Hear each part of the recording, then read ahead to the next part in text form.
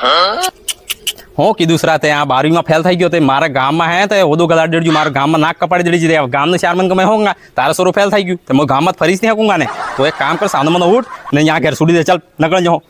હું કે ઉઠીને કે જાય હું સમજે તારો બાપ એવો એમ કહેતો હોય તો હું વાત કરે એક જ વખત ફેલ થઈ ગયો કે ઘેરમાં જઈને આગ થોડો દઈ જાય રાખીને આગ લગાડી દઈએ ઘેરમાં તો ભણ્યો નહીં ભણ્યો તો બસ ભણ્યો તો પછી ફેલ થઈ ગયો હું તારી ગલતી આ ગામ જે ચારમન કહે કે આણંદ પોતે સોરો 10-15 વખત ફેલ થઈ ગયા આ તો કહેતા રહી ચારમન કે વાત કરીને સાંભળવી ને મારે કેવું સાંભળરા જંડર સોરો પાસ થાય તંડર એને કઈ દિક્કત નહીં ચલો સોરો મોરી નીકળી ગયા પણ સોરો જંડર ફેલ થાય તંડર હું એને દિમાગ થોડોક માસૂમ આવે એમનો અવળા ફવળાથી વિચાર આવે કે અમે ઘેરવાળો હું કહી દઈંગા અને પેલો કહી દઈએ ફલન પછી હું કદમ ઉઠાડી દઈએ સોરો પછી ગલત કદમ તો ઉઠાડી દો મારે તો લીવાન દેવા પડી નહીં તારો બાપ તો હાથે ટેન્શન ન કેલે મોર હાથ તો નહીં મસ્કાઈ રહેજો જંડર સોરો ફેલ થાય તંડર હાથ તો પહેલા ઘેર સોરો હું સોચે કે મારા ઘેરવાળા મેં હાથ આલી ને ઘેરવાળા પાસે હાથ ધોઈ સોરા ભાઈ પડી જાય પછી સોરાનો દિમાગ તો ઉલટો ચાલવાનો છે ને આ સ્કૂલમાં જ ફેલ થઈ ગયો અસલ જિંદગીમાં થોડો ફેલ થઈ ગયો પાછો ભરાડે પાછો પાસ થઈ જાય હું કઈ દિક્કત છે એનામાં કઈ દિક્કત નહીં બસ બીજી વખત મહેનત કરીને અચ્છો ખાસો બનાવી દો પાછો હું પાછો હું બીજા પાછા હતા વગરે પાછો હા યો કે બાપે સોરો વગાડવાળે વાત કરે સોરો વગાડવાળે વાત નહીં કરતો સોરોનો દિમાગ થોડોક માસૂમ આવે એટલે થોડોક ઇજ્જત થકી પૈસા આવણો થોડોક નરમ થકી પૈસા આવણો આપણે કાંટા પાસે જમાય નહીં તો કાઢી એમ